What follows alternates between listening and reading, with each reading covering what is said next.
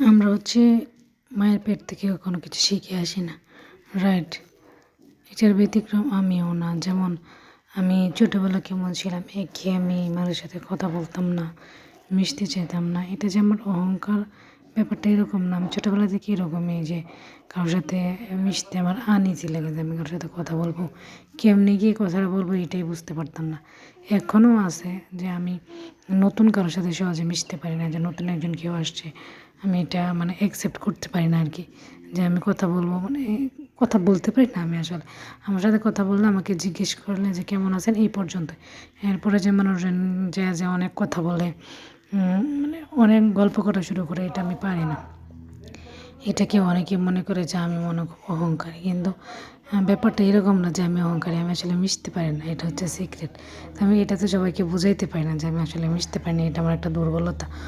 তো আমার ফ্যামিলি পার্সনরাও মনে হয় আমি মানে অহংকারের ঠেলায় কথা বলি না।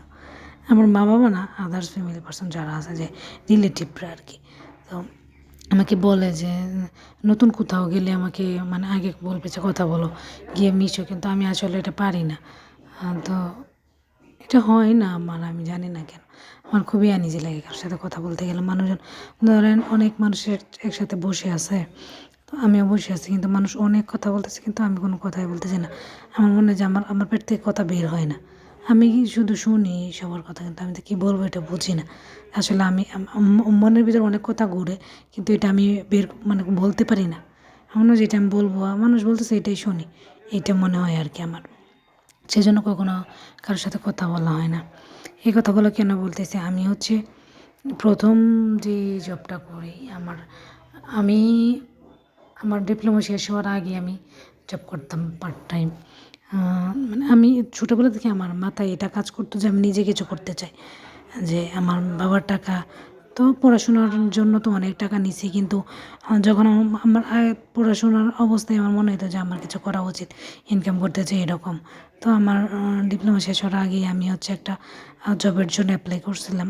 তো জবটা হওয়ার পরে আমি যখন জয়েন করি, তো আমি তো তখন তো আরও কম কথা বলতাম। এখন তো বয়স হয়েছে, বুঝি যে এইটুকু মেনটেন করতে পারি, যে একটা অফিসে অন্যরকম, ফ্যামিলিতে অন্যরকম। অফিসে গেলে আমার যতটুকু কথা বলা দরকার আমি ততটুকু বলি, কিন্তু আবার বাসার ক্ষেত্রে আর কি আলাদা, যে কোথাও বেড়াতে গেলে সেটা পারি না, কিন্তু আমার অফিসে আমার যতটুকু কথা বলা দরকার, আমার যতটুকু কথা বলা দরকার ততটুকু বলি। বেশি কথা বলতে আমি পছন্দ করি না, বলিও না।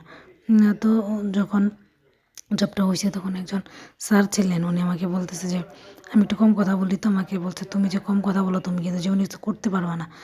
এই কথাটা আমার এখনও মনে পড়ে। উনি আমাকে খুব হার্ট করে বলছিল যে আমি কথা বলতে পারি না, আমাকে কেন নিছে, সে অনেক কিছু বলছে। কিন্তু এখন আমি অনেক কথা বলি। আমার মনে হয়েছিল একবার যে স্যারটার সাথে আমি উনি আমাকে অপমানের মতোই অপমানই করছিল, জাস্ট যে আমি কেন কম কথা বলি, মানুষজনের সাথে মিশি না। এটা ঠিক আছে, কিন্তু উনি আমাকে ভালোভাবে বলতে পারতো, উনি আমাকে ভালোভাবে বলে নাই, খুবই খারাপভাবে বলছে, যেমন ইনসাল্ট করছে আমাকে। তো আমার মনে হইতো এক সময়, যখন আমি ওইগুলো তো অনেক আগের কাহিনী, যখন ভালো জব পাইছি, ভালো জব করতেছি, ইন্টারন্যাশনাল জব, তখন আমার মনে হয়েছিল যে আমি ওনাকে ফোন দিয়ে বলে যে না, আপনার কথা তো সত্য হয় নাই, আমি আসলে ভালো কিছু করতে পারতেছি লাইফে। মানুষ আসলে ভদ্রর একটা ব্যাপার স্যাপার আছে, যে আপনি সবসময় যে বাচ্চাদের মতো গিয়ে পক পক পক পক করবেন, এগুলো মানুষজন পছন্দ করে না, আমার মনে হয় আর কি। ব্যক্তিগতভাবে আমারও পছন্দ না মানুষ যারা বেশি কথা বলে, এদেরকে আমার পছন্দ না। আমার মাথা ঘোরায় বেশি কথা বললে বা শুনলে। তো আমার মনে হয় যে আপনার যতটুকু কথা বলার দরকার ততটুকুই তো বলবেন আপনি, এর বেশি বলার তো দরকার নেই। তো অনেকেই আছে না, যেটুকু বলার দরকার এর থেকে বেশি বলে। আমি আর কি এরকম না, যে আমার যতটুকু কথা বলার দরকার আমি ততটুকুই বলি। তো উনি আমাকে এরকমভাবে বলতেছিল যে আমি তখন বয়স কম ছিল, ছোটো ছিলাম, আমি খুব কষ্ট পাইছিলাম, যে আমাকে কি বলতেছে যে আমি জীবনে না কিছুই করতে পারবো না। আরও মেয়েরা ছিল, ওনাদের সাথে উনি খুব ভালো বিহেভ করতো, আমার সাথে এরকম করতো কেন আমি কম কথা বলি, সেজন্য। কিন্তু ওনার নাম্বারটা আমার কাছে ছিল না তখন, না আমি ওনাকে ফোন দিয়ে বলতাম যে দেখেন আপনি আমাকে বলছিলেন, তা আপনার কথা সত্য হয়নি, আমি আসলে আমার লাইফে আমি বেটার কিছু করতে পারতেছি, যেটা আরও 10 জন করতে পারে না। আমার মনে হয় অনেকেই করে, কিন্তু আবার অনেকেই পারে না। যে আমি যে জায়গাটা থেকে আসি, আলহামদুলিল্লাহ, আল্লাহর কাছে কোটি কোটি শুকরিয়া। আমি সবসময় আল্লাহর কাছে শুকরিয়া আদায় করি যে আল্লাহ আমাকে ভালো একটা জায়গায় রাখছে, ভালো একটা জায়গায় আছে, আমি ভালো কিছু করতে পারতেছি জীবনে। জীবনে অনেক কিছু করছি, কিন্তু এখন পর্যন্ত আমার মানে আমার আমার কাছে মনে হয় যে আমি মনে হয় এখন আমার বাবার জন্য কিছু করতে পারি না, নিজের জন্য অনেক কিছু করে ফেলছি। তো আমি আসলে আমার বাবার জন্য কিছু করতে চাই।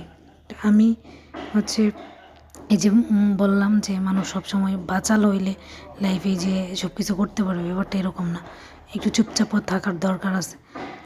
আমি এই চুপচাপ থেকেও লাইফে অনেক কিছু করে ফেলছি, যারা একদম বক বক করেও মানুষজনের সাথে এত কিছু মিশেও অনেকেই অনেক কিছু করতে পারে নাই। আল্লাহর কাছে কোটি কোটি শুকরিয়া যে আল্লাহ আমাকে এই তৌফিকটা দিছে যে আমি ভালো কিছু করতে পারছি, মানে লাইফে ভালো কিছু অ্যাচিভ করতে পারছি, ভালো জায়গায় কাজ করতে পারছি। আমি এখন পর্যন্ত ইন্টারন্যাশনাল অনেকগুলো জায়গায় কাজ করছি, ভালো ভালো জায়গায় ভালো কিছু শিখছি। আলহামদুলিল্লাহ, শুকরিয়া আল্লাহর কাছে।